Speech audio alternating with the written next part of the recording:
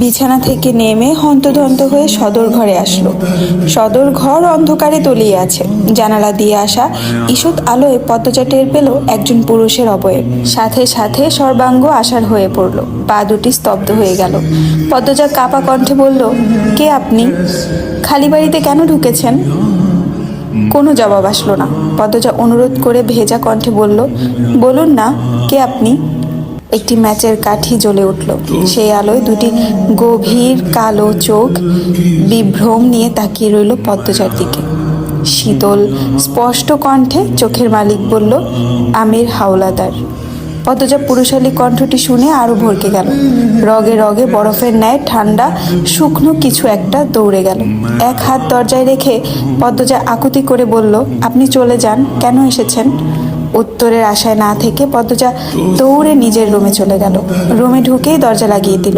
মস্তিষ্ক শূন্য হয়ে পড়ে, কাজ করছে না।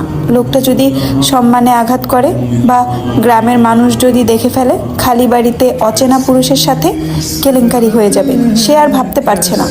দরজায় কড়া ঘাত শুনে পদ্মজা রুমের সব আসবাবপত্র ঠেলে ঠুলে দরজার কাছে নিয়ে আসলো। এরপর মাটিতে বসে হাও মাও করে কাঁদতে লাগলো। দুহাত মাথায় রেখে আর্তনাদ করে ডাকলো, আম্মা, কই তুমি? আমি খুব একা, আম্মা।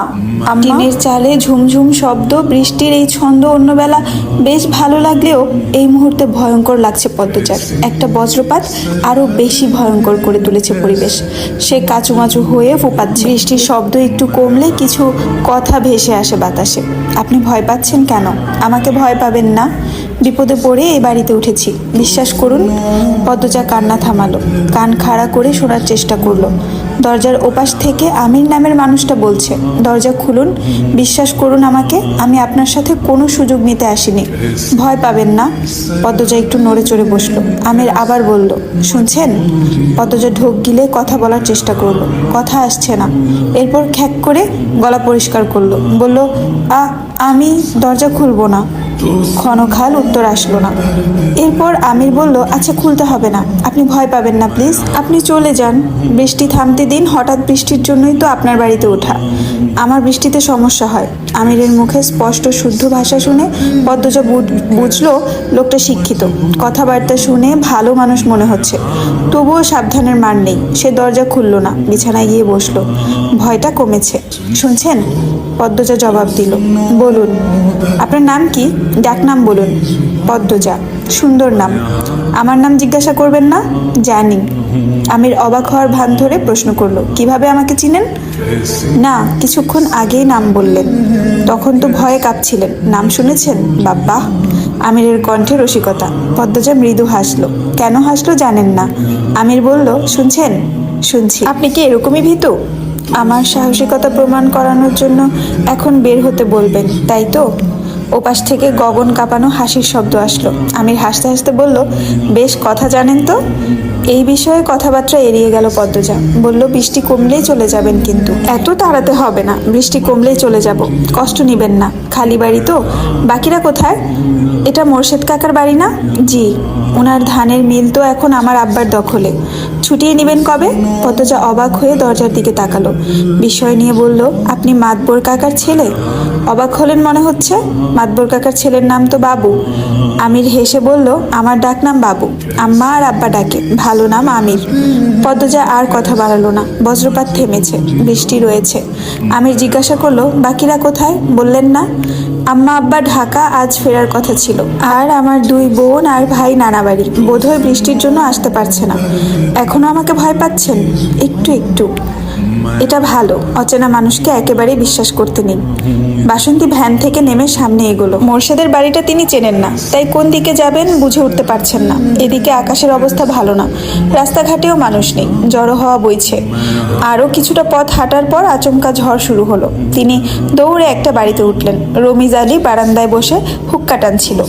সিল্কের শাড়ি পরনে, পেট উন্মুক্ত, লম্বা চুলের বেনুনিতে ধবধবে সাদা। বাসন্তীকে দেখে তিনি অবাক হয়ে এগিয়ে আসেন। বিস্ময়ে প্রশ্ন করেন, ক্যাডা আপনি? কারে চান? বাসন্তী কেঁপে উঠলেন। ঘাড় ঘুরিয়ে রমিজকে দেখে লম্বা করে হাসেন। বলেন, হুট কইরা মেঘখান আয়া পড়লো তো। তে আপনি কার বাড়িতে যাইতেছেন? মোর্শেদের বাড়ি। রমিজ আলী বিরক্তিকর ভাব নিয়ে সরে যান, ঘরের ভেতর থেকে চেয়ার এনে দেন, বলেন মোর্শেদদার কি লাগেন আপনি? বাসন্তী চিন্তায় পড়েন, গ্রামের মানুষ তো জানে না তার আর মোর্শেদের সম্পর্ক। এখন জানানোটা কতটা যুক্তিসঙ্গত? সেকেন্ড কয়েক ভাবার পর যুক্তি মিলে গেল, গ্রামবাসীকে বলা উচিত, নয়তো সে তার অধিকার কখনো পাবে না। একমাত্র গ্রামবাসীই পারে তার জায়গাটা শক্ত করে দিতে।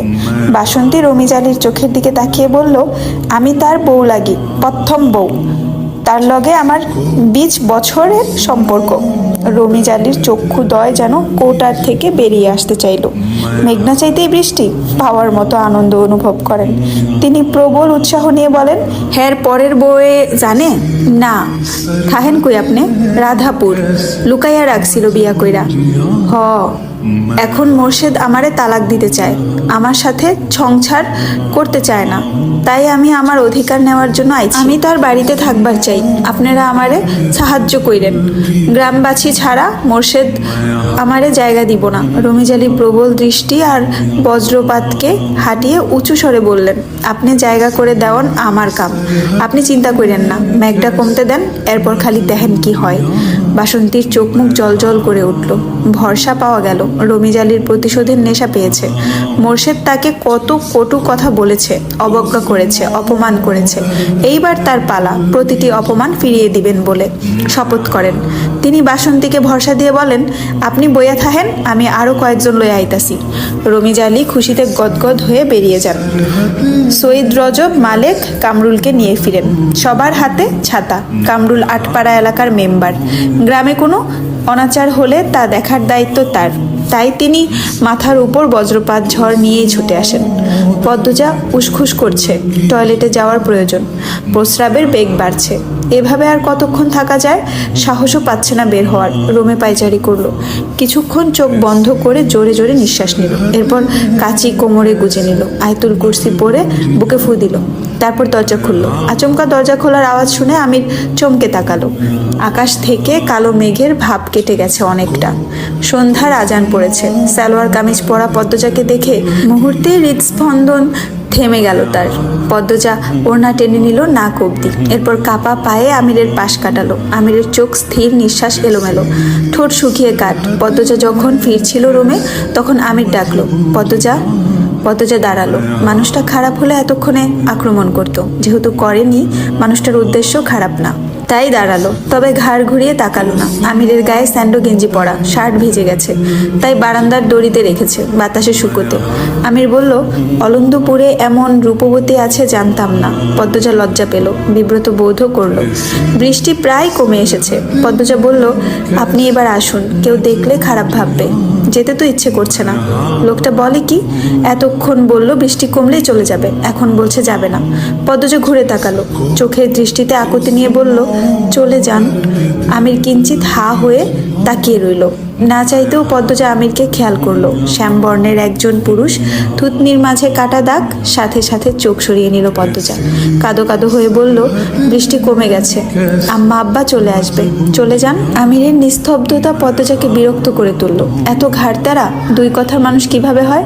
উঠানে পায়ের শব্দ, কয়েক জোড়া পায়ের শব্দ। বারান্দা থেকে তাকালো আমির এবং পদ্মজা। গ্রামের এতজনকে দেখে পদ্মজার নিঃশ্বাস বন্ধ হয়ে আসে। দৌড়ে রুমে ঢুকে পড়ল। রমিজ আলী চেঁচিয়ে ডাকেন, কইরে মোর্শেদদা, আকাম কইরা এখন লুকায়া আসোস কেন? বাইর হ, তোর আকাম ধইরা লাইছি। আমির বারান্দা পেরিয়ে বেরিয়ে আসে, গম্ভীর মুখে বলল, ওনারা বাড়িতে নেই। উৎসুক জনতা আমিরকে দেখে অবাক হলো। কামরুল বলেন, আরে আমির, শহর থেকে আইলা কবে? এই তো 4 দিন হলো। আছেন কেমন? এই তো আছি। এইখানে কি করো? আমির উত্তর দেওয়ার আগেই রমিজ আলী প্রশ্ন করেন, বাড়িতে কি কেউ নাই? আমির বেশ সহজ সরল গলায় বলল, আছে, পদ্মজা আছে। উপস্থিত 5-6 জন তীক্ষ্ণ চোখে তাকালো। সবার দৃষ্টি দেখে আমির বুঝলো সে কত বড় ভুল করে ফেললো। তাহলে পদ্মজা এটারই ভয় পাচ্ছিল। আমির দড়ি থেকে শার্ট নিয়ে দ্রুত পড়লো, এরপর কৈফিয়ত স্বরে বলল, আপনারা যা ভাবছেন তা নয়। বাড়ি ফিরছিলাম, বৃষ্টি নামে, তাই এই বাড়িতে উঠে পড়ি। বাড়িতে কেউ নাই জানলে। আমির কথা শেষ করতে পারলো না। রমিজ আলী চেঁচিয়ে আশেপাশের বাড়ির সব মানুষদের ডাকা শুরু করলো। হ্যালো, আসসালামু আলাইকুম এভরিওয়ান। আপনারা শুনছেন আমি পদ্মজা গল্পের 17তম পর্ব, যেটার ভয়েস দিচ্ছি আমি জান্নাত রহমান, আর এই গল্পের লেখিকা হচ্ছে ইলমা বেহরুজ আপু। এই গল্পটার ইন্টারেস্ট পার্ট তো মাত্র শুরু, আমির হাওলাদারের এন্ট্রি হয়েছে। এখন আপনাদের আরো বেশি মন চাবে এই স্টোরিটা শুনতে। নেক্সট পার্টগুলো যদি আপনারা শুনতে চান তাহলে আমাকে ফলো দিয়ে পাশে থাকুন, বেশি বেশি করে শেয়ার করে ফেলুন। সবাই ভালো থাকবেন, সুস্থ থাকবেন, আর কালকের মধ্যে আরো 2-3টা পর্ব পেয়ে যাবেন। আল্লাহ হাফেজ।